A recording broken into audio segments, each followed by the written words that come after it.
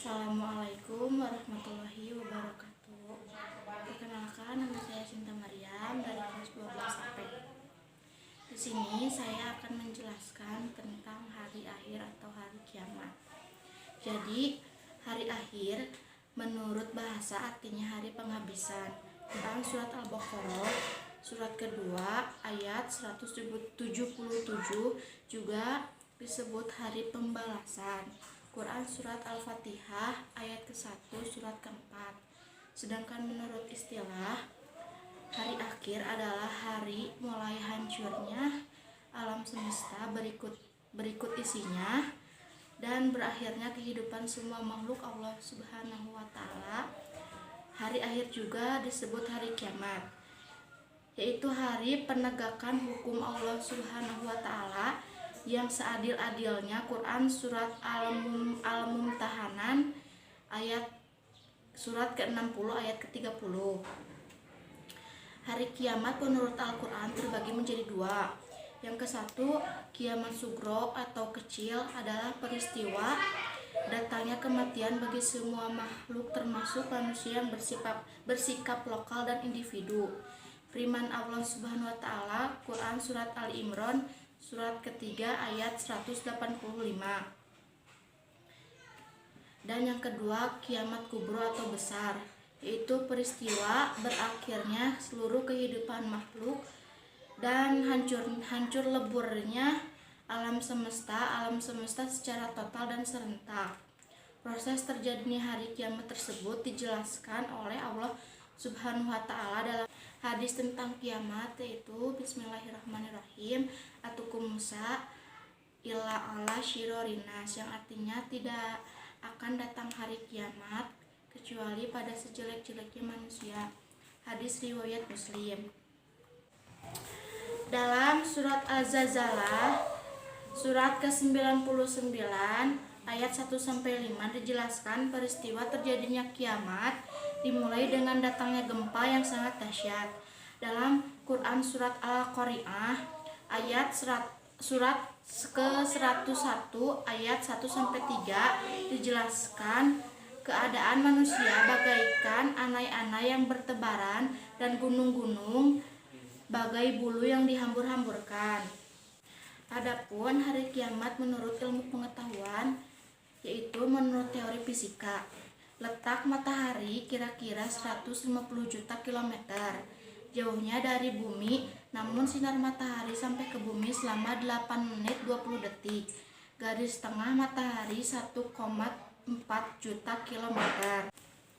Periode hari akhir setelah alam semesta hancur secara total dan kehidupan semua makhluk hidup Allah Subhanahu wa taala berakhir menuju alam baka. Tahapan tersebut akan dijelaskan sebagai berikut, diantaranya Yaumul Hars, yaitu hari berkumpulnya manusia setelah dibangkitkan dari kuburnya masing-masing. Kemudian semua manusia diiringi ke tempat yang luas, yaitu padang mahsyar.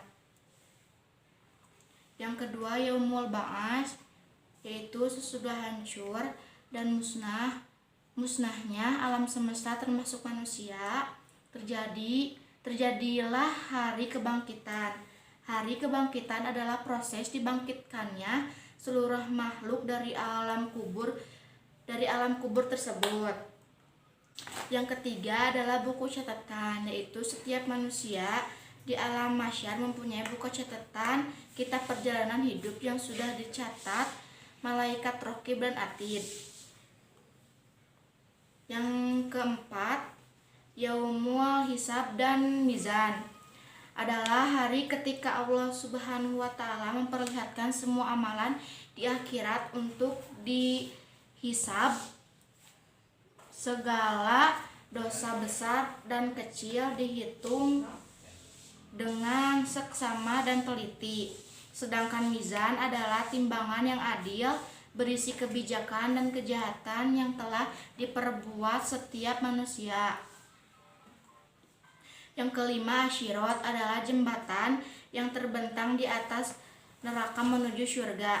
Mudah atau sulitnya melewati Asyirat itu tergantung terjadi amal setiap manusia. Yang keenam, Yaumul Jaza.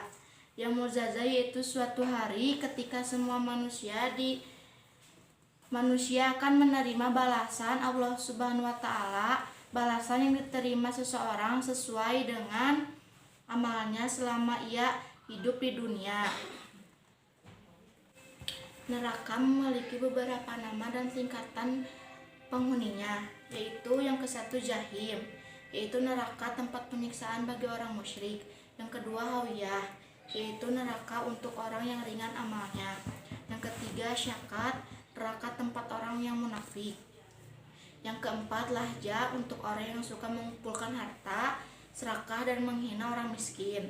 Yang kelima Huthamah, yaitu neraka untuk orang yang suka mengumpulkan emas, perak dan serakah, tidak mau zakat serta suka menghina orang miskin. Yang keenam Syair, neraka untuk orang kafir dan orang yang makan harta anak yatim dengan cara zalim. Yang ketujuh Wayal, neraka untuk pengusaha dan pedagang yang licik atau curang. Adapun nama-nama lain dari hari kiamat terbagi menjadi 5, yaitu Yaumul Qiyamah, artinya hari kiamat. Yaumur Rajifah, artinya hari lindu besar. Yang ketiga Yaumul Syaki'ah, artinya hari keguncangan. Yang keempat Yaumul Haqqa, artinya hari kepastian.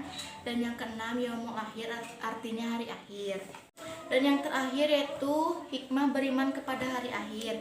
Semua ciptaan Allah Subhanahu wa taala yang lahir di dunia mempunyai hikmah kepada Allah Subhanahu wa taala.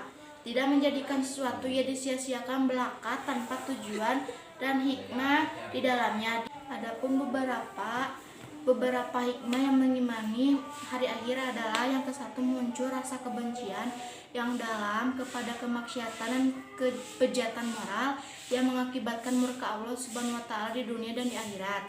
Yang kedua, mengejutkan dan menggembirakan hati orang-orang mukmin dengan segala kenikmatan akhirat yang sama sekali tidak dirasakan di alam dunia. Yang ketiga, senantiasa bertanam kecintaan dan ketaatan terhadap Allah Subhanahu wa taala dengan mengharapkan maunahnya pada hari itu. Yang keempat, senantiasa bermotivasi untuk beramal baik dan ikhlas. Yang kelima, senantiasa menghindari niat-niat buruk apalagi melaksanakannya. Dan yang terakhir, menjauhkan diri dari asumsi-asumsi yang menghiasi apa yang ada di dunia ini dengan apa yang ada di akhirat. Sekian dari saya, wabillahi taufiq wal hidayah. Wassalamualaikum warahmatullahi wabarakatuh.